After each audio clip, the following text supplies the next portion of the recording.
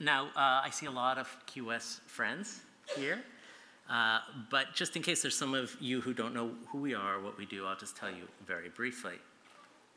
We're an active community of users and makers of self-tracking tools. We're in 50+ cities in a dozen countries. And the global community gets together twice a year. The next meeting will be here at Stanford in September, and then we'll be getting together again in May 2013, probably in Amsterdam. Now, to understand what we're interested in, it's useful to think about computing. 30 years ago, you could easily have explained to somebody what a computer was for. Computers were for doing calculations so that managers and scientists could better understand and run the world. But that's not how we think of computing today. Computing is for communication, for entertainment, for learning, for self-expression, for self-advancement. You might call it personal computing. And personal computing didn't turn out to be a sideshow to the main story of computing. It has at least a plausible claim to being the main event. To us, it seems to belong in the center ring. So, quantified. Quantified is easy, quantified is numbers, quantified is data. A lot of people are working on quantified. But the analog to personal in personal computing for us is the word self. And self is a usefully ambiguous term that refers to the active process of reflection about what good these tools have for us, what they're for, and how they change us. Now, the topic which interests us was obscure until a few years ago, but there have been some milestones. Probably the biggest and most important commercial milestone was the Nike Plus system. It's gone through several revs, but this slide is kind of interesting because it just shows you the simplicity of the sensor that changed everybody's understanding of whether these tools could have a popular uptake. That blue dot is just a pressure sensor. It's not an accelerometer or anything like that. It keeps track of how long your shoe is in contact with the road, and from that you can get stride and distance. Well upwards of I don't know what their number is now. Last time I looked, which was some time ago, it was upwards of 2 million people had used the Nike Plus system. Another milestone was Fitbit. And we have James Park, the CEO and founder of Fitbit, with us. Now, Fitbit was not the first pedometer. It wasn't the first digital pedometer. But nonetheless, it was a big, big milestone, and we can talk about some of the reasons why. I interviewed James a couple of years ago, and he told me something that really stuck in my mind. Fitbit was riding a wave of Valley hype as the hottest gadget in the fitness space, and the sign, perhaps, of a new interest in hardware, a sign that's still kind of hard to read. But half the buyers were women. That's unusual for a hot tech trend, and it suggested that the stereotype of the self-tracker as a male gadget head could be incorrect. And I'm looking forward to kind of catching up with James and getting his latest data and finding out what he thinks. Now, the clearest, most immediate interest in the quantified self was among people who had a well-defined personal goal or an urgent personal problem to solve. In these circumstances, the appeal of self-tracking is obvious. People dealing with chronic disease, people trying to lose weight, people with an urgent need to improve their performance in learning or at work. Devices and applications that promise to help with these goals took hold in all of these areas. An early winner commercially was Garmin, headquartered in Kansas, recruiting locally, a leading manufacturer of GPS equipment. Garmin became a dominant force in fitness tracking while attracting hardly any Silicon Valley notice. But Garmin wasn't able to take advantage of this position to build a universally accessible web platform for managing personal fitness data. That left an opening for others. Jason Jacobs' company, Runkeeper, built a large user base among runners. And Strava, whose co-founder and chair Mark Gainey we have on the panel, captured many of the cyclists. Strava and Runkeeper and other multi-featured web services platforms for tracking personal data have something to teach us because they have a very honest relationship with their customer. The user pays. While there are often free versions of web service platforms, these companies succeed or fail through providing enough value that enough of their users pay them. And as we'll see, that's not always the case in quantified self companies. When your self-trackers are affluent, deeply engaged, and convinced of the value of the data, there can be high prices.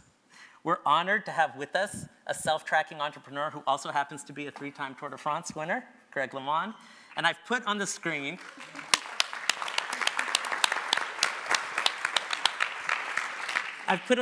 one of the products he sells, a power meter that tracks your performance on your training bike. We know there's a high end here. But there must be more than a high end. Jawbone got into the quantified self business last year with their Jawbone Up, an activity bracelet. And while it ran into some launch trouble, the investment interest in Jawbone offered some evidence about what tech investment trend makers thought of the sector. I'll let you read that for yourself. Fitbit benefited. I've heard estimates of Fitbit's private valuation that top 100 million. I don't know if James wants to confirm. But James supplied a good soundbite at CES that was useful, I'm sure, to other entrepreneurs who were trying to close an A round. Here's a list of some of the investors in QS companies that are close to the movement and whose fortunes I follow, and I'm sure you'll recognize these names. Here's a list of Zio's investors. Zio is the sleep tracker that many of you may have used. That's interesting to me because of the presence of these major consumer-oriented companies like Best Buy and especially Johnson & Johnson. Now, what's causing this frenzy? Don't tell me it's the market in multi-$100 fitness meters, with all due respect to Greg.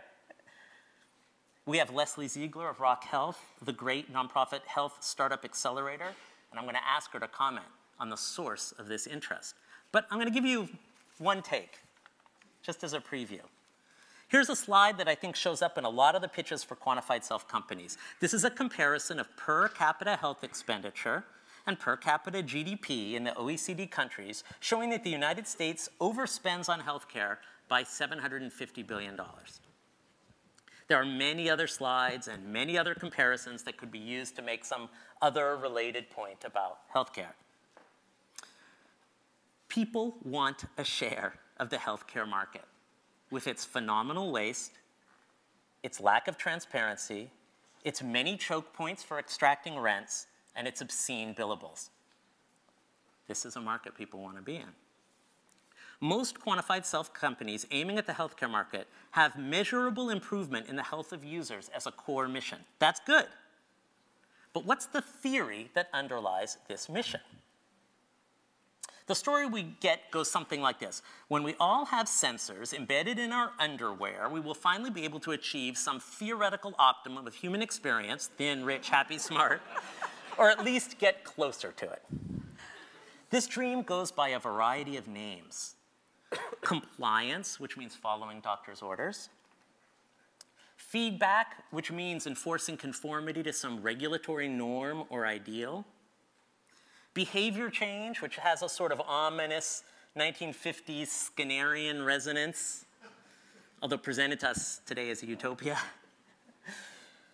Now, what does the quantified self have to offer that earlier systems of behavior management didn't? And we have with us, as the presenting panelist tonight, Rick Lee of Healthrageous. And a quote from one of the Healthrageous white papers states the core claim with admirable clarity. The key to success, Rick will tell us, is real-time dynamic personalization combined with machine learning. Now, we had a conversation by phone last week in which Rick spoke honestly about the difficulty of this problem. He knows he's making a gigantic claim. Think about Weight Watchers, for instance.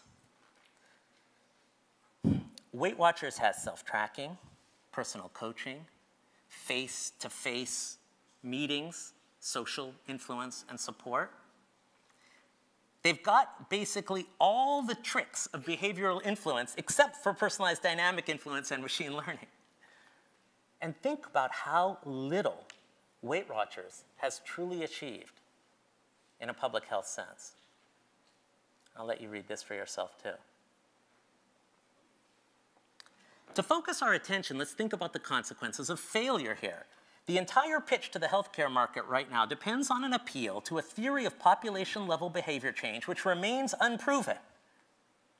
So in the back of our minds during this conversation, we ought to have we ought to carry at least with us the possibility that this theory is false. We ought to be asking about the commercial and investment consequences and the human consequences on a larger scale as well. If it turns out that our theories of behavior change are mainly marketing propaganda and managerial wishful thinking. Now, having joined Rick in what he called last week in our phone conversation the wet blanket brigade, I'd like to end with one more comment. And by the way, if it weren't a hard problem, you couldn't make a business solving it. So, I think this is an open problem to solve, not a problem that's proven to be unsolvable, nor a problem that's proven to be solvable. Nobody's saying that the quantified self-turn in computing and culture is not real. It's very real. If you join our conversation, you'll get a taste of the diversity and the discovery in this growing community. But many giant technocultural transformations have been through a bubble phase associated with early overconfident business models. And as aspiring entrepreneurs or active startup managers and investors, you ought to have a high degree of curiosity about this risk. Having said that, I'm now going to put Rick on the spot to tell us how they have solved the problem.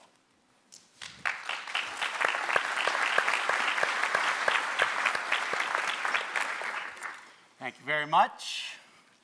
It's a real pleasure to be out here on the West Coast, 70 degrees in Boston right now.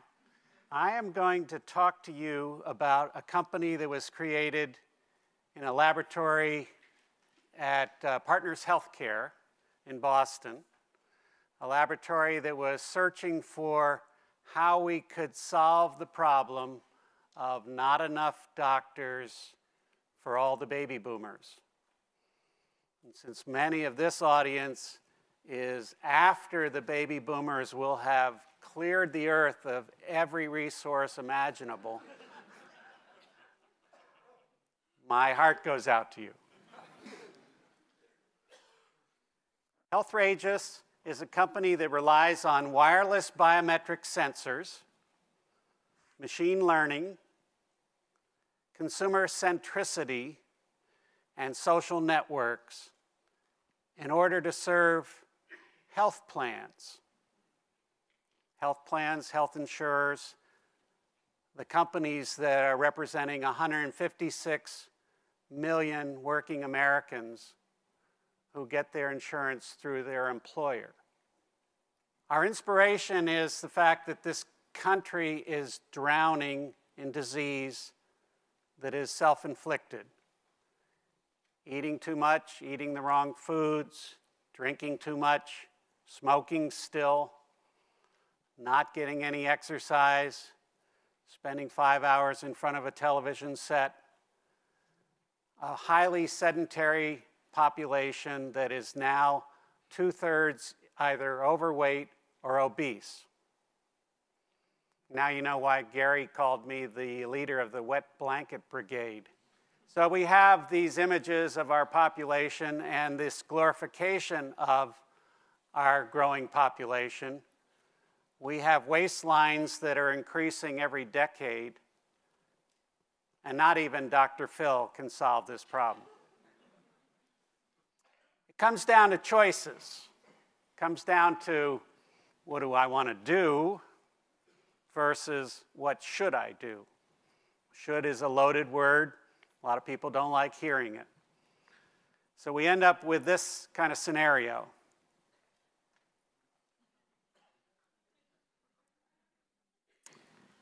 And there's some doctors in the room who have had this very discussion with their patients, and they've tried to explain this, and they've gotten nowhere. What this results in when the patient, the consumer, the person, people like you and me, when we decide to do what we want to do versus what we should do, we end up with $1 trillion added to our nation's healthcare budget, our economy. $1 trillion of self-inflicted disease from eating, drinking, smoking, and not getting enough exercise. Diabetes is really the heart of the problem. There are 19 million of us with type 2 diabetes. We have grown in type 2 diabetes prevalence 356% over the last 3 decades. And yet, we can't beat this. I'm sorry, I should back up. I was asked by the speakers, or the organizers, these wonderful people, to have some oh shit moments. And it just didn't really fit with my Boston background, so I'm going to call these wicked pissa moments. So one wicked pissa moment is that diabetes is just growing, growing, growing. And in fact, we have these challenges where the message from the public service announcements, remember a brain is a terrible thing to fry or whatever it was. There have been some really powerful PSAs, but not in this area of eating, drinking, smoking, and not getting enough exercise. It's a 100-to-1 ratio of the messaging that is glorifying McDonald's and trans fats and high fructose corn syrup. And yet we're cutting recess, we're cutting physical education out of the high schools, and we're cutting prevention out of the budgets. Just 2 weeks ago in Congress, in order to fix the Medicare physician payment problem, they took $8 billion out of the prevention fund and put that into the Medicare fix for doctors' payments. Another wicked pissa moment is that everybody uses their insurance. In the real world of insurance, you have fire insurance or home insurance. You have home insurance that protects you against floods. You have car insurance. You have car insurance in your home insurance.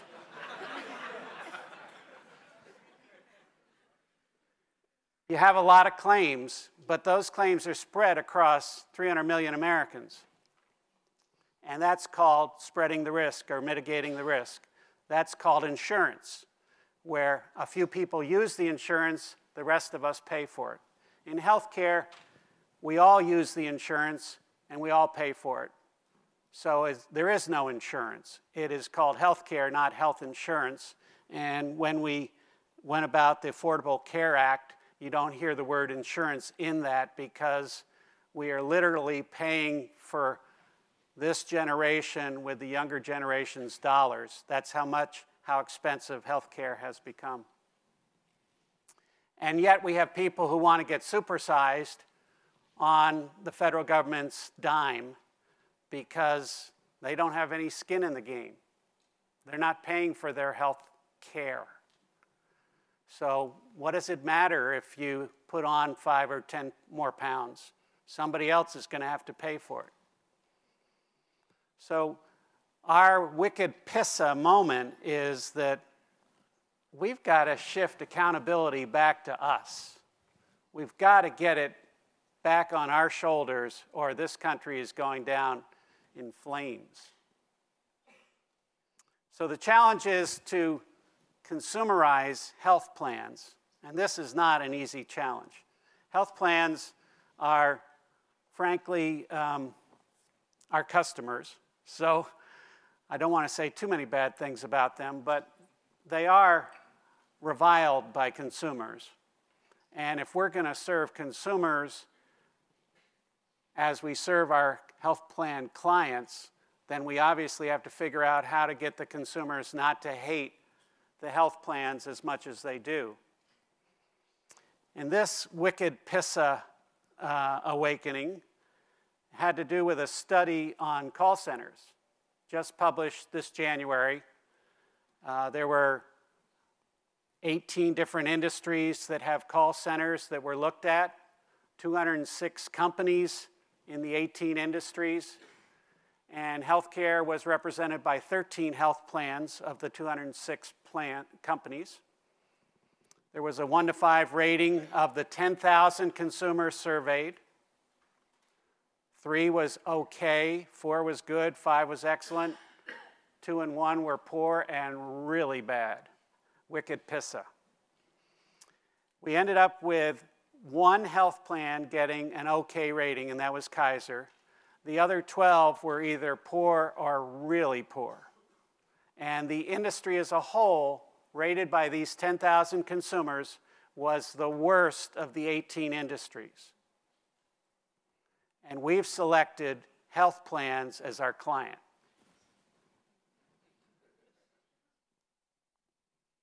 So, what are the features of a consumer-centric healthcare service company that could actually succeed in stimulating and inviting consumers in, making it less of a health service or a health plan business and more of a life business? The lives that everybody in this room who said, I'm a quantified self, are already living. It would mean transparent pricing like Walmart. It would mean gaming like Zynga. We'd look for social media like Facebook. We'd want to see crowdsourcing like the Pepsi Challenge. We'd want to see pattern recognition. That's what machine learning is now called. It used to be called pattern recognition, and it's what Netflix and Amazon do when they take your data and then learn something about you and communicate back to you. It's what Foursquare does with badges. It's what Starbucks does when they stick 16 drink options on the board right behind the baristas, when in fact there's 660 concoctions they can make that you can pour down your throat, but only 16 to choose from because 660 is too many choices, and choice architecture is about limiting choices, featuring the ones that you want to feature. A consumer-centric healthcare service would have engagement tactics like Procter & Gamble. It would have self-service, self-management techniques, tools, checkout counters like Lowe's and Home Depot and CVS, Caremark. It would have branding like Apple and Nike, and it would have the insurance appeal of Progressive. So we thought that was a pretty good idea. That sounded like a business that we could create. We built a user interface model that was varied, that was customized, that was personalized. Android, BlackBerry, iPhone, iPad, the web. You can email. We're available in all those different locations. So we're playing to little snippets of all different populations. We're involving more than one device. We're device agnostic. So we're looking at not just Fitbit, but 60 other accelerometers that are measuring steps and active minutes and activity like that. We're looking at blood pressure cuffs, many different ones that send wireless systolic and diastolic information into our platform. We're looking at the Telcare glucose meter. This is one of our partners. It sends your glucose wirelessly, the score. You put it into your glucose meter, and wirelessly it gets shipped to our platform, integrated into our machine learning asset, and we have a digital scale. So in total, there are about 65 different wireless devices that are compatible with our platform. That's the platform, that's the machine learning technology. It's servicing not only consumers like you, but it's aggregating data for the health plans. The health plans are about outcomes, not about sales. So when you're in the health plan world, you're trying to demonstrate that your intervention will make a meaningful difference in healthcare spend. Our platform is a SaaS model, so it generates digital coaching, no people involved, no doctors, no nurses. It's all algorithms and neural networking and clustering and lots of fancy mathematical functions that I have no idea how they work, but they're very smart people in this room who probably do. And then we get results. As I said, we're an outcome business. So in 2011, we touched 850 hypertensives. About 98 or 97% of those that we invited to join our program joined.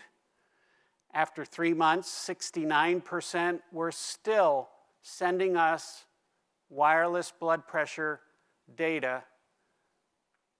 It was their data put into our system and then contextualized and sent back to their smartphone so that they could see the trend. One data point is of no value to a doctor or a consumer, but a trend is meaningful. And when you show a trend that's either going up or down, up means you're not doing as well as you should, and down means yes, you are.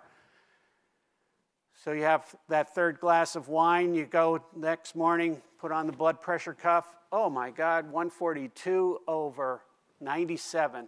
That's 15% higher than it was yesterday. Biofeedback loop tells me that maybe that third glass of wine was associated with it, or maybe that rich dinner I had at that fancy restaurant in downtown Palo Alto, maybe that was it. Or maybe it was the fact that I only got 4 hours of sleep because I came from Boston and I was on East Coast time. And it's called a biofeedback loop. You've all seen it. I think Gary's written about it. It's really a major change in barriers. If you think about the classic speed situation, you're driving down the road, you see an electronic sign that says you're over the speed limit, you take your foot off the gas pedal, biofeedback loop. So, what are the lessons that we've learned? We've learned that sooner is better than later, more is better than less. We've learned that VC engagement is a blood sport, not to be trivialized. And we've learned, don't work with jerks. Thank you very much. Now, I'm going to get to everybody, but I just want to ask, because of the slide that said, well, I'll say I'm a big believer in improving blood pressure through self-tracking as a person who did that and resisted the doctor's advice to go on medications and did it through self-tracking. So I believe that. I'm not a skeptic there. But I did catch the slide on 32% had clinically significant reductions. And I wonder if you would share what is clinically significant reduction in blood pressure. Sure. So we went to, we're in Boston, so there's a place across the river called Harvard. And we went there and got some of the smartest people in the hypertension field who work at Mass General or the Brigham and Women's. And we got them to tell us what is a clinically significant improvement. And they said 10 points systolic, 5 diastolic. So that's our standard, and right. 1 in 3 people achieve that. Right. And this gentleman knew the answer. There was a control group, I assume. Yes. And so how many in the control group got a 10 and 5, or 10 or 5? All the results were statistically significant. So the control group was on their own to manage their hypertension. They got some advice. I went and looked back, yeah. So they basically, they did not seek out the doc. They sought out the doctor half as often as the people in the intervention group. The intervention group had a 69% improvement. 69% of those in the intervention group improved their hypertension. 55% of those brought it under control, and more than 30% had a meaningful clinical improvement. And then on the control group, all those numbers were significantly less impressive across the board for all 4 of those measures. So this is a big, this is a big area where we'll leave this for a homework assignment if anybody plans to kind of get into this field. But the phrase statistically significant in clinical trials is it's not as significant as you wish it were. And the phrase long-term in behavior change studies is not as long-term as you wish it were. So when you're trying to add up clinically significant and long-term to get to $1 trillion solution to a problem, there's some steps that you have to take. And it's great homework if you're going to run out and try to build a company based on long-term statistically significant changes in behavior. I want to call out something in your talk, and I think that will help us here, which is, I think there's a theory in your talk, which is about types of human beings. And you mentioned it. You said the quantified selfer is here today. How can other people become more like that type of person? And so the theory is that there's two types of people. There's an engaged, fit, self-tracking type of person who has their health issues under control. And there's a disengaged, non-self-tracking, vulnerable, too vulnerable to marketing, overweight person whose cognitive and conscious capacities somehow don't put them in a position to take responsibility for their own behavior, and therefore they need some prosthetic help. And that is a very common theory. And we have people on the panel who are dealing with the other type of human, if we accept that theory. And in the way I phrased it, you probably gather I'm not completely convinced that that theory is true. But nonetheless, we have people representing companies that serve the quantified self type of user. And I think, Greg, your company is probably the most at the far end of that, because you produce tools for people who are training, whether they're training professionally. I mean, they're not training professionally for the most part, but they're training. The tool's just a tool, and right. It's still the data that you're taking. And I've been using sensors on my cranks since 1993. Right. I was sending my files via a modem to my trainer in Holland. Right. And I'm with the tool, with the sensor, with the wattage output, heart rate, RPMs, you get an instant feedback, and I could tell somebody they recovered that day. I could tell they're improving. And I guess that's for me. I've been doing tests, VO2 max tests since 1977. Every team I went on, test, no value back. I would do tests, and it was like it was for research. And until I started using a heart rate monitor in 1984. Heart rate monitors are very all over the place. Heart rate, it's all temperature related. You could be doing 400 watts output for 30 minutes, and if it's 50 degrees out, you might be doing 160 heart rate for that intensity, and if it's 100 degrees out, you'll be 180. So I look at it as the main deal is that it's quantifiable improvement, and I look at trying to bring that in a lot of different disciplines, weight training, strength, where you're actually measuring constant improvement.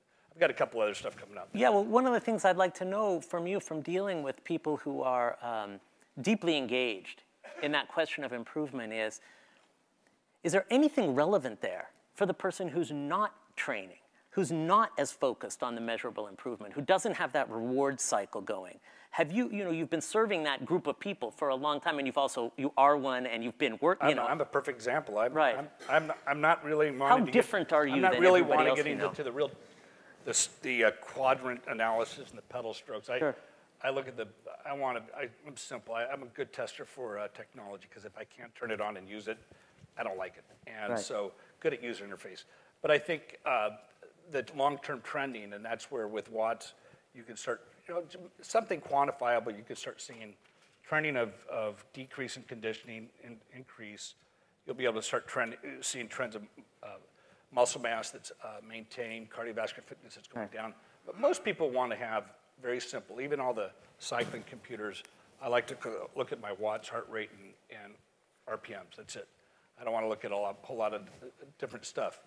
But it's that data that you're going to be able to capture to start seeing trends and be able to give back quick feedback that your cardiovascular fitness is trending lower, your strength is trending higher. And a friend of mine, we just talked about Dr. Rady, who wrote the book Spark, and it's a really good book on kind of exercise in the brain, and it talks about Naperville School District, and I look at that as the real model, because if you can look at diets, 99% of them, 98% of them, long-term trends, they don't last. The body, you're fighting evolution. I mean, all the food, we're made to go out and gorge ourselves. And but what that book shows is that it's mandatory exercise every day, 1 hour a day. They have the same food, they have the same vending machines, same high fructose corn syrup, but their obesity rate is under 3% versus 30%. Mandatory meaning you don't have a choice. They get kind of whipped. You get a choice to do anything you want, but it's intensity too. They get any choice, any sport you want: running, cycling, Dance Dance Revolution. They make the teams for basketball shorter. Smaller teams. But in that 100 years history of that school, they never won a state championship since athletics. They've won 19 since that program started. They were first in the world science test. Exercise, not more just for performance, just on the physical. It's the mental brain. Dr. Reddy said there's not a pharmaceutical company that's actually created a pill yet that does what 1 hour of exercise does. And I think at the corporate level and that big level that it's got to be an economic incentive. I always look at it, nobody's going to go to work, get up and go, drive to work at 8 o'clock in the morning, get there, get in their car, drive back, and because they get a $20 discount at a health club, I know in Minneapolis, they do that, Medicare gives them $20, and a lot of people that go to the health club and swipe it. And so giving access to those people in the corporation, paying for them, or they pay, the consumer pays for it, to exercise, and you get more productivity out of it. Well, where you have gamification, you have gaming, I guess, right? What's that? Where you have gamification, you get gaming. Well, that seems kind of obvious. Mark, I want to ask you, do you buy the theory that you're dealing with a certain type of person, and that person is sort of a different, sort of cognitively, psychographically, culturally different, and that kind of is the limit on your market there? Right, so the quick background. So I'm with Strava, and we call them fit consumers. And fit consumers, from a research standpoint, somebody who exercises 3 times a week or more, right? What we're really doing is we're looking for passionate cyclists and runners, people who have already dedicated themselves to that sport in some shape or form. And we're really there to do 2 things: motivate and entertain them. So yes, to answer your question, I'll put it to you this way. From a startup standpoint, with limited resources, we felt it was worth our while to have a targeted audience that we could go find, identify, communicate with. And we believe that there is the ability to segment the consumer base in that way. And so on a spectrum of somebody who's dedicated to their sport and their hobby and their passion, we liked targeting that audience. I respect what Rick's trying to do. Huh? He's coming at it from the other side in some respects. We're going to try and get that other 80% that hasn't quite figured out that lifestyle component. Right. I hope we're meeting in the middle at some point. We do have, for Strava, we have aspirational visions for a way in which we like to joke internally. Remember the old Nike thing, be like Mike. Huh? Right, be like Mike. They got Michael Jordan out there to show everybody what you could do in those shoes, and pretty soon a whole bunch of non-fit consumers were buying Nike Jordans. Well, we'd love to think that in a few years' time, there's a whole lot of non-fit consumers that want to buy into Strava's experience and to buy into what we can do in terms of, Strava really, again, it's a very simple experience. We give you feedback on the data. We're agnostic, just like Rick described. We want Fitbit and others out there to keep building great devices to collect stuff. We just want the data to come to Strava. We're going to give you great feedback. We're going to connect you to a community with a bunch of other people so that you can see your data in context. That was the breakthrough for us, was your data's only so good when you can see it by itself, but when you can see it as it relates to what other people are doing, and then you can create games and competitions with that, fascinating things happen in terms of behavioral change. Yeah. And so, again, long answer to your question, but we aspire to get to a larger group. But no, right now, we love the fit consumer. Okay, so Leslie, I want to turn it to you now because you've watched the investment explosion in this space.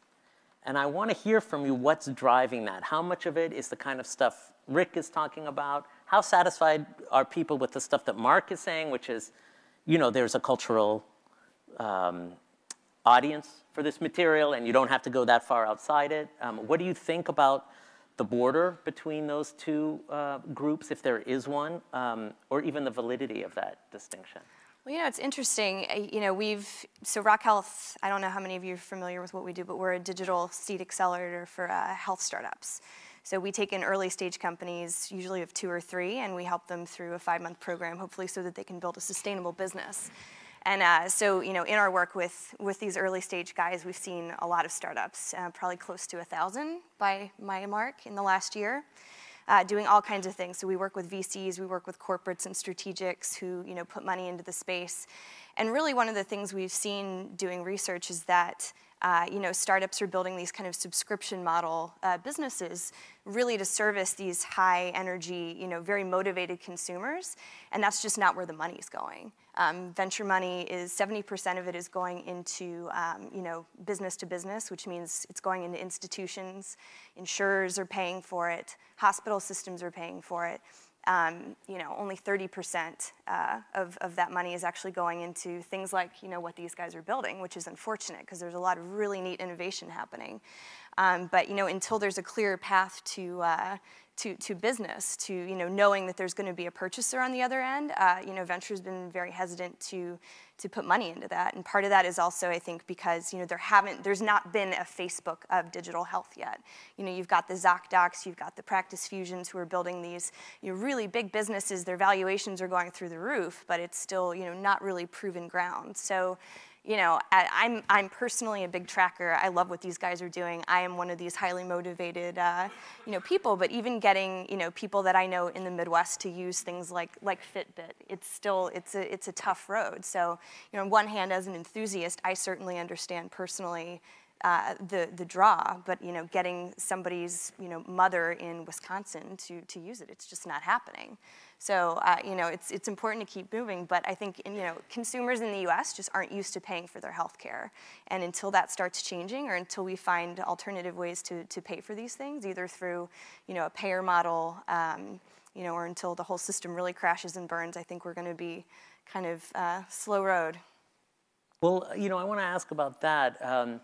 Some of what you're talking about reminded me of kind of these agonized debates that I witnessed some years ago about how the internet would scale to reach, people's parents who just couldn't see communicating on a computer. And it turned out to be sort of a non-problem in a funny way. Like, people made companies like, okay, well, we'll design a computer differently that's more friendly for older people because older people are different and they don't want to do X, Y, and Z. And, well, it all sort of happened. I mean, user interface advanced.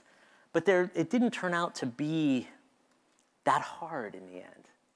And I wonder I'm sure that argument has gotten made in many VC meetings Sure. when people have been told, like, well, this is just a fringe phenomenon, but it's not taking hold, you don't think? No, well, so I think it can, and I think the movement towards passive tracking is something that's really going to be powerful. So, things like patches and embedded devices, things that, aren't invasive, you don't have to pay attention to put it on or remember it, things that are attached to your phone, that are part of your phone.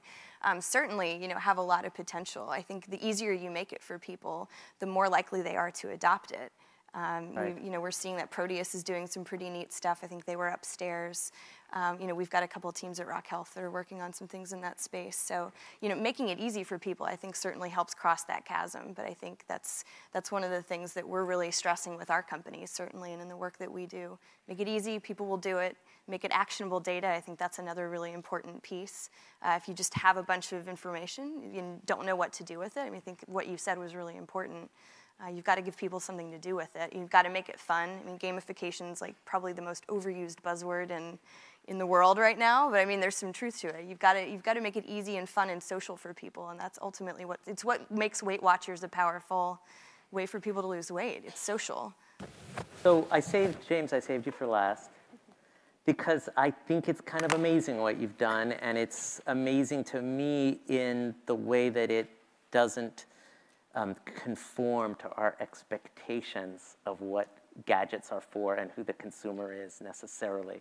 So if you will, I want you to just break down your journey a little bit. You decided to make a hardware device and it would track something, and I'm sure people said to you, well, there's pedometers already, how is this a company, and stuff like that. And just walk us through it a little bit, and including the users and what you learned. Okay. I would argue that self-tracking and self-quantification, when we started Fitbit in 2006, was already mainstream. If you look at Weight Watchers, for example, even back in 2006, they were generating well over $1 billion of revenue per year with 45 unique member weeks. So that's 45 million unique people in the US signed up and paid for at least a week of service or a week of meetings at Weight Watchers. So hugely widespread. If you look at the pedometer market, very old market, dominated by players like Omron, Sportline, both of them, in aggregate, selling millions of basically self-tracking devices per year. So I would argue that, it has been mainstream for a while, maybe just not very sexy. And in 2006, when my co-founder Eric Friedman and I started Fitbit, it was really with the thought of, hey, look, we felt that there was this underlying massive desire to use digital tools to take control of your health, but it wasn't, maybe in a crass way, packaged very well. Pedometers were very ugly. They looked like medical devices or glucose meters.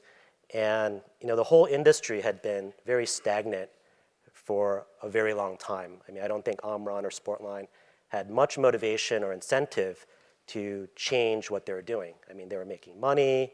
Things seemed to be going well. Why rock the boat? So Eric and I really rethought what a digital tracking tool for the masses could be.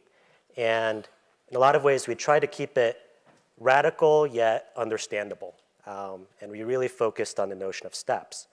Because, and as we found over the history of the company, that there's something magical about steps. I know people have tried to instill other metrics. Like we've always had things like active points, which are equivalent of METs, metabolic equivalents. Nike's trying something new with fuel. But there's just something magical about steps where people can understand exactly what it is, even though it's not precise. We even have a lot of people who do activities that don't involve steps, cardiovascular activities, and they write in asking, well, how many steps was that? Which is really odd. They want the step equivalent of, let's say, jumping jacks or weightlifting. But we started the company. We raised a little bit of money, about $400K in seed money from investors in our last startup. Built a prototype, built some ID, industrial design appearance models, and pitched it to investors around the Valley. And at the time, it was a pretty difficult process. I think Eric and I had very little hardware experience, actually zero, other than one class I took in college. And I don't remember any details about that at all. So they were naturally very skeptical. But we did a lot of research in our first year. We built prototypes. We asked potential customers, what were the things that they were looking for. And that was really the start of Fitbit. And we launched at TechCrunch 50 in September 2008. We were literally fixing bugs at the last minute behind stage, both on our laptops, pushing changes to our server. We got on stage. The syncing software on our laptop crashed while I was giving the demo. And Eric had the foresight to realize what was going on and quickly restart the app. He only told me a little bit later so I wouldn't freak out too much afterwards. But the demo went fine. And that was the birth of Fitbit in September 2008 at TechCrunch. And very early on, our audience was male and gadget geeks. I mean, that was inevitable. The audience at TechCrunch was like that. The blogs and publications that picked up the story, Engadget, Gizmodo, et cetera, all similar demographics. But what we found over time is that with very little effort and marketing on our own, that demographic started to shift to the point where right now we're at least 2/3 female. If you look at our forums and you look at the photos of people who are using the product, they're definitely not quantified self people at all. And I almost think that it happened despite our best efforts, the contrary. Because naturally we think of, okay, how do we add more stuff to it, more data, more features? Hey, isn't this cool? And sometimes I think we do ourselves a disservice. But regardless of that, I think there's a core functionality and desire among people to track themselves that desire overcomes any type of usability or functionality mistakes that we make. And I think the other thing that's really happened over the past several years is the awareness at retail as well. So when we launched the product 2008, finally in 2009, we were sold directly online. But over the past few years, we've entered a lot of mainstream retail channels, Best Buy, Target, REI, Brookstone, Radio Shack, et cetera. And so, there's been a widespread exposure of this new notion to segments of the population who weren't aware of it before. So again, I think my general thought is, I think there's a latent desire in many, many people to track themselves and try to improve themselves. You can see that in Weight Watchers and a lot of other mainstream services that we just don't think of every day as something hot and new. And what we did at Fitbit was really leverage that desire to build what we think is somewhat of a mainstream product, and with a lot more improvements, I think even more mainstream. It's always good if you're coming to an event like this and then you're going to go and think about it later, to have sort of two live theories to work with and to work on and to think about what you believe. You have one theory, which that there's sort of two types of people in the world, the quantified self type of person and the other kind of mainstream person. And then you have another kind of theory, which is that quantified self was already mainstream in a sense, not a mainstream brand in that sense, not in a marketing sense, but in a sense of the underlying desire that James referred to.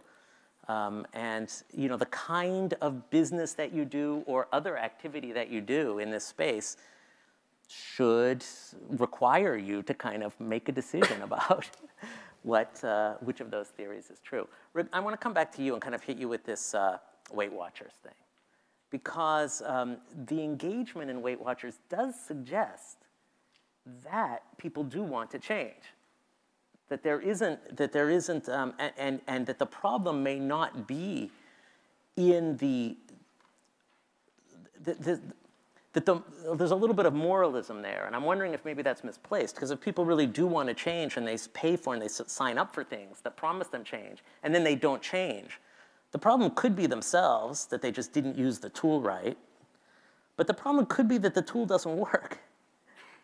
And that's something that concerns me a lot, because there's a lot of money and time people spend on tools that don't work, and it might not be fair to totally blame them. What is going wrong with these tools? Because if you're going to make new ones, we ought to know why the old ones are failing. Before I answer that, I'm going to say that I think Moneyball probably depicted a quantified industry 10 years before James started his company. So, right. And if you look at financial analysts that are addicted to their BlackBerry 24/7, they're looking at stock numbers. Once again, it's a quantification of performance of companies, and that too attracts a certain personality to go into Wall Street, and that's a very easy personality to work with in terms of habit reformation, because they're already addicted to data. Right. So the population that we struggle with the most is the population that sort of went down this slippery slope where they were doing fine in their 20s, and then maybe they had babies or they had a stressful job and it was all consuming, and they were on the fast track and they had to climb that corporate ladder, and the thing they sacrificed was taking care of their body. And they woke up one day in their mid-40s and they said, my God, how did I get 25 or 35 extra pounds than I thought I had? And this isn't my self-image that I'm looking at in the mirror. This is somebody else that I don't recognize. So I think that there's a lot of that happening in our culture, and our culture is enabling, if not abetting, this personality change. We have parking lots that are right outside our suburban office parks, and we have no sidewalks, and we have no bike lanes, and we have a TV in every room that's on nonstop, and you go to the airport and people are standing on the walking escalator. Not the one that goes up, but the one that is horizontal. You know, I'm now taking a free ride on this walking escalator because it's too hard to walk to the end of the terminal. So, but these are big, hard problems that, you know, I think the problem is real. You don't really have to solve the problem. The question is, what's the solution? And that's the hard part. I mean, I think about what happened with smoking, say. I mean, we made some progress on smoking in California and nationwide. What did we do? We locked up every cigarette behind a counter and made you show ID before you could buy it. We banned all smoking in every building, including in the area around the building. I meant to look up the tax we put on the thing. I mean, the tax is outrageous. So, you know, this is what we had to do to make some progress on smoking. So when I see the kind of heavy artillery you had to bring in, and I think, okay, we've got badges and gamification and a kind of pedometer, and we're gonna make some progress on obesity, I don't believe it. I wanna believe it, but I don't believe it. I'm like, okay, we could say you can only eat on these hours of the day. And if, you know, like we can't do that with food. We can't lock up all the food. And also, what does it mean about us that we would even think about doing that? Like, what kind of society are we envisioning? You know, so this is where I'm pushing back. Like, I see the problem, but I'm struggling to see the solution. Have you seen anything that really does a good job of, I mean, I can tell you, like, I've had a body media for 2 days now. Right. And I'm completely addicted to it. And I'm a data junkie anyway. I mean, I'm an email junkie. It's bad, Twitter, all of it. But I mean, you know, how do we start leveraging data addiction, feeding that back into some system like Farmville? You know, number of steps per day equals new cow. I don't know how Farmville works, but, you know, I mean, have you seen anything? You've been in this space for a lot longer than most. I mean, have you seen anything that really does a good job of leveraging that? You're going to turn it back on me. I am. Well, I You've been have to asking say, all the questions. I have to say that I do think there is something here. And I do think, like you say, data addiction, which, you know, I think it's even in that space, there is some relationship that you can have with data that does change your awareness. It's like having a new sense organ in a way, and over time, this does change things. And the Fitbit actually, to me, has been, I've watched people become sort of addicted to their Fitbits. It's not addiction in the sense that it doesn't really spread its negative effects to other parts of their lives. It's just this thing where they prefer to walk because they're kind of aware of how much they walk. That, I think, is powerful. I'm not sure I'm not sure at what level it's a problem solver, because you mentioned some of the big things that are the problems, like the whole way we live, you could consider in some way. Our whole predicament is in some sense part of the problem there. But it definitely has positive effects. I think there are two key elements to succeeding here. One is personalization. So there was a day once when we all read the same newspaper and we all read it the same way. And now we all get our media in different ways. We've all personalized our media consumption so that it's unique to us. And the other successful way to make a dent is friction, removing friction. So Weight Watchers is not a friction-free experience. Keeping a journal of everything you eat is not a friction-free experience. Taking a photo of everything you eat is not friction-free. All these ways of losing weight still have friction and barriers and a lack of personalization. And when we can overcome those barriers with sensors and with enough customization so that everybody is treated as an N of 1, then I think that will possibly make a difference. I'm going to go right to questions now. I would love to call on a question. Why don't you just stand up and shout it out? I know I wasn't supposed to do that, but I love doing it, so I'm going to do it. Okay, so just to quickly, so that in case people didn't hear, has there been any interest in working to transform the system, capital S, which would make this easier? The Affordable Care Act in 2014 will reimburse 30% of wellness programs. So they're being subsidized by us taxpayers, and that could grow to up to 50% by 2017. So I'm going to take a question off of here, and we can, well, go ahead. Well, I was just going to give another example that's not health physiological, but it's a perfect example of sort of what's happening inside Strava. So we recognized one day we've got all this data on commuters, cycling commuters, because you can tag your rides based on the kind of activity you go and do. And it turned out that now for every large metropolitan area in the country, in fact, we've got 230 countries out there that are being uploaded into Strava, we can see the cycling commuting patterns. We can identify time of day and route choice and so forth. And so now there's this interesting sort of internal project around going out to municipalities and understanding opportunities for where the bike lane should go. So yeah, they're not there today. Right, the big system is flawed. But we're seeing data in context. For us, again, it's gathering the data together to then give us a view into this. Now, cyclists, we should say, in almost every urban area, cyclists, there's a piece of the cyclist community that's politically engaged and politically active, and very important in transforming the environment. And I just want to pick out somebody. I see Robot Mike is here, and he gave a talk at the Berkeley QS recently where he was tracking his near collisions on his bike.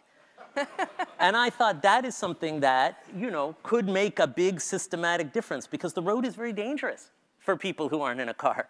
And, you know, maybe we'll make some progress there. So if you can. Okay, so, all right. So the collision detector is now the Greg LeMond collision detector. Yeah. Kind of, I've looked at accountability. Back to the last question, is that it's data is about accountability, and you can see if coaches can see if you've been training or not. If you're watching going down, you can see physiological stuff that's going on. But yeah, I would like to have a point of view camera on my back, giving me a little bit of a signal that there's a car coming. But it is about strobe lights. It's about being careful. And I've never had any real close calls on the road. Nor have I crashed, but I'm very aware of what I do. It's something that's kind of like training. You know, when you're racing in a peloton, you're inches away, but you're always looking up the road for cars. But safe routes, safe, you know, commuting paths are. I'm from Minneapolis. We have a huge network of they're like highways, bikes all over. It's like a traffic jam sometimes, and that's the most important thing. But cars are. Text messaging is about the worst thing for a cyclist. It is scary. It's scary. That's good. But I do think there's something we haven't discussed, which is very big in the business side of this, which is where is the data ending up? Where is it aggregating? Who is aggregating whom? You know, right. And so why don't you talk about that? Because I see that as one of the biggest business things that's happening. So the short answer to whoever asked is yes. We love Wahoo Fitness. We love all these guys. You'll see some interesting announcements. We want to support the efforts that they're doing. And look, I've got a business partner who's a PhD in economics. We weren't professional cyclists. We don't pretend to be. We're not very good on the bike. I've been put in the hospital 3 times, so I'm not nearly as good at avoiding those collisions. But we understand the value of data, right? When you spend your time in your career here in Silicon Valley, we recognize that there was a way to remain agnostic, bring the data in, and again, I keep repeating it over and over, but the data in silos. I want to do a shout out even to the guys with Garmin Connect and MotionBase, the original team. Yeah, I mean, they're up here, and they were kind enough to spend a lot of time with us early because these are the godfathers. It's been going on for 10, 15 years, but we were stuck in this siloed environment where the data was a data set of one. And so we set out to try to create an agnostic, a bit of a Switzerland where, regardless of your device, can we ultimately create a platform where when your data resides there, we can put it in a context. I'll give you another example. We now monitor very closely dashboards at Strava where when we see either spikes in upload activity or the other way, when all of a sudden the uploads disappear in a particular part of the country or world, we track it to weather. We can immediately see, so we just combine the two and we realize, oh, fascinating, there's a typhoon going on in Thailand and there's no uploads going on. And you can start to see, so this combination of, it's not just the quantified self, it's the quantified self in relation to weather and traffic patterns and car patterns that we just talked about. Where does that take place? Where does that analysis take place, in a sense? Like, Is that take place on your server, which means that you've got to kind of get all the data coming from everybody's devices kind of inside your company, or is there some third-party layer that will emerge which will have multiple data streams from different companies where that analysis can take place? I mean, this is an active discussion, especially among companies who make their living on data. Yeah, absolutely. So, I mean, and I think that we would, again, our business is predicated on what I consider a simple model. Our user is our source of revenue, is the person that we are generating revenue from, creating those products and services.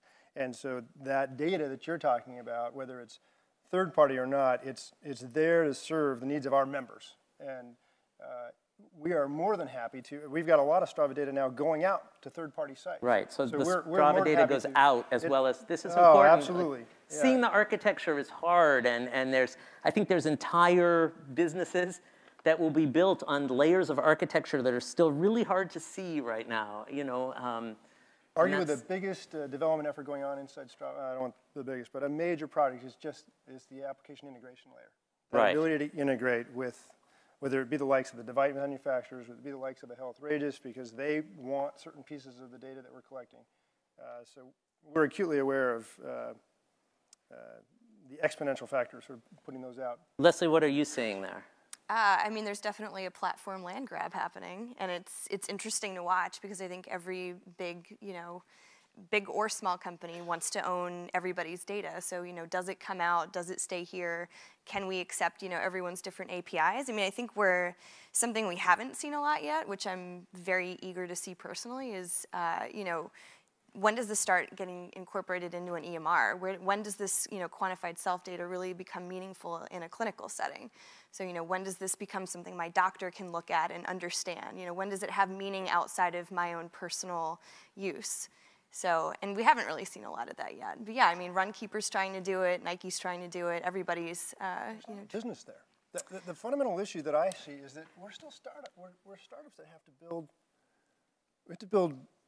the building block. We have to build the foundation. We can't do everything for everyone. So I guess but it's more on the provider side, right? Like having that, being able to accept those data streams and make sense of it. So it's, having that available for a Kaiser or someone who can then, make meaning out of those large gluts of data, making it meaningful to insurance companies who can then incentivize their patient population to, buy behavior, cut medical costs for them. So it's more about, making the whole system better rather than I agree. I just think that we got a timing issue. I still believe that at the end of the day, that the devices themselves, I mean, it was only 2 years ago, you couldn't even use an iPhone to collect GPS data. I mean, despite the fact there was a GPS module in there, it was crap. It was, and the battery life didn't last long enough. So we couldn't even, this is where credit to just the work that goes on the device side, we couldn't even collect the data to begin to give it then to the third-party providers.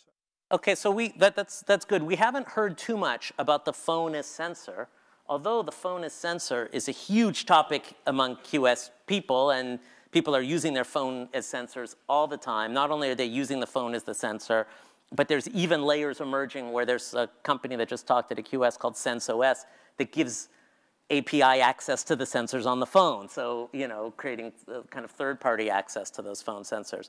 But I think that is a big challenge, especially maybe to James. That was a challenge to you. I think it was meant, in a sense, as a challenge to you. You're selling a device. The device counts your steps. You've already got a device that you're carrying that could theoretically, or does, can, if you just, turn it on, count your steps. So what's the point of a device? Actually, I'm working on a bridge cycling computer that uses the power of your cell phone, Apple, your phone GPS on that. So because there's this company that I've just recently acquired, they started a Wahoo type dongle and an app for the phone, and you got battery issues, you got weather resistant issues, and so we're trying to go through in between the Garmin with the sensors on the bike. That seems we're going to be able to stream data right to the cloud, and we're going to be working on software to give real specific, easy, quick user interface. But I think you're still going to have these bridge devices, and unless somebody comes out, and I wish they would, a phone that was bulletproof, long battery, color screens, eat up batteries. So And weight's everything in cycling. Yeah. So Even James, though most people are 30 pounds overweight like me, they still want the lightest stuff. But, James, you pipe up too here, because you're selling a device pretty well, I think. Yeah, so that's actually, in our past 2 funding rounds, the smartphone has definitely come up, as a key topic of conversation. And the way we think about it is that smartphones as a sensor platform for health tracking, it's going to be very useful and very widespread. But I think what it doesn't capture for people is the notion of wearability and usability. I think it's a great entry ramp into self-tracking, but I think once you get serious about it and try to use it as a comprehensive tool, there's limitations of the form factor that, at least currently, block it from being a truly pervasive tracking tool for your entire life. And I think it's also critical for device makers like ourselves to really stay ahead of the curve as well, because there's also limits to what kind of sensors that phone makers will actually want to put into their phones as well. So, and you just doubled down on devices, right? Because you're now making a scale. Yeah, so another part of our strategy is being fairly comprehensive in the different types of biometric data types that we are starting to collect. So we definitely see the smartphone as a great entry point and a great complement in terms of display, motivation, et cetera. I think radio RF technologies like Bluetooth Low Energy will really unlock that potential as well. So yes, I think for the company that just sits on what they've built, yeah, the smartphone is a risk. So we have just a few minutes, so let's take one more question from, there's so many. Okay, go ahead, and then maybe we'll squeeze one more in. Yeah, so McDonald's might not serve you if you're overweight or, something like that. So, I mean, I have to jump in here and say, like, that absurd idea is actually quite similar to a lot of ideas that people have in their QS companies. Now, I mean, I wouldn't necessarily call them QS companies, but they are in this space. And, we've had people stand up at, not at quantified self meetings, but at other meetings like this and say, I'm an emergency room doc. I deal with substance abusers. Could we lock this on their body like we lock, parolees on ankle bracelets? So there are some people who very enthusiastically would like to take the vision down that road to a kind of Orwellian nightmare of behavioral modification. There's a survey of employers and 132 large Fortune 500 companies. 10% of them will not give you your health insurance if you don't meet certain health standards, including, yep. Right. That's very parental, and it's very real. 10% today, 20% in 3 years. I think there was a recent report, state of Alabama is starting to instill penalties for state workers that don't meet certain health guidelines. So. Okay, thank you.